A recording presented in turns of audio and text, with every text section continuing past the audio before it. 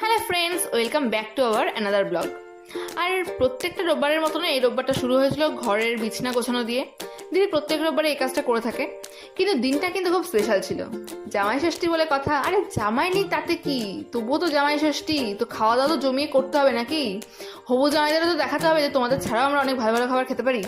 তো মা বানিয়েছিল সকালবেলা গরম গরম ফুলকো লুচি, বাঙালির শ্রেষ্ঠ জলখাবার। তার সাথে ছিল মার হাতের স্পেশাল আলু কুমড়োর ছক্কা, যেটা আমার মা বানায় পুরো চুমু। তার সাথে ছিল সিমই আর রসগোল্লা, গোলাপ জামুন, আর ছিল আম। জামাই ষষ্ঠীর দিন আবার একটু ফল ফলাদি না খেলে চলেই না বাঙালির।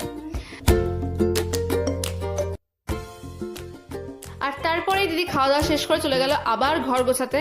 ও বড্ড বেশি গোছানি, আমি যতটা অগোছালো করি আর ও ততটাই ভালো করে পরিষ্কার করে।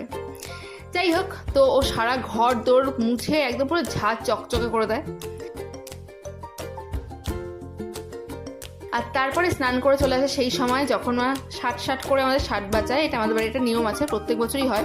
তো দিদির বেলা বেশ ভালোভাবে মাথায় জলটা পড়লো, আমার বেলা জলটা পড়ছিল না। তারপরে মা গুঁতো মেরে মেরে মাথার মধ্যে জল ফেলেছে আমার। যাই হোক, তো তারপর চলে আসলো সেই সময় দুপুরবেলার খাবার। তেমন বিশেষ কিছু নয়, ছিল হচ্ছে শাক, ইঁচড় চিংড়ি আর পাবদা মাছ। জামাই নেই দেখে মা খুব হালকা পাতলা রান্না করেছে, জামাই থাকলে হয়তো আরো ভালো করে রান্না করতো। যাই হোক, এটাই অনেক অমৃত, মায়ের হাতে রান্না বলে কথা। তো এই খাওয়া দাওয়াটা কমপ্লিট করার পরে সানডে বলে কথা, সানডে সাসপেন্সটা তো চলবেই না। দিদি ছাড়লো একটা সানডে সাসপেন্স, শুনতে শুনতে জমিয়ে দিলাম একটা ঘুম থেকে উঠে দেখলাম বাইরে করেছে প্রচন্ড মেঘ আর বিদ্যুৎ চমকাচ্ছে। দেখেই চলে গেলাম ছাদে, আর ও তো ঢং করতে একদম সিদ্ধ হস্ত, তো সুন্দর করে ঢং ঢং করলো ফুল টুল নিয়ে, ফুলন দেবী সেজে।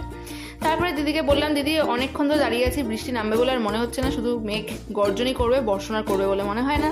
তো চল 1 কাপ চা বানিয়ে ফেল আমার জন্য।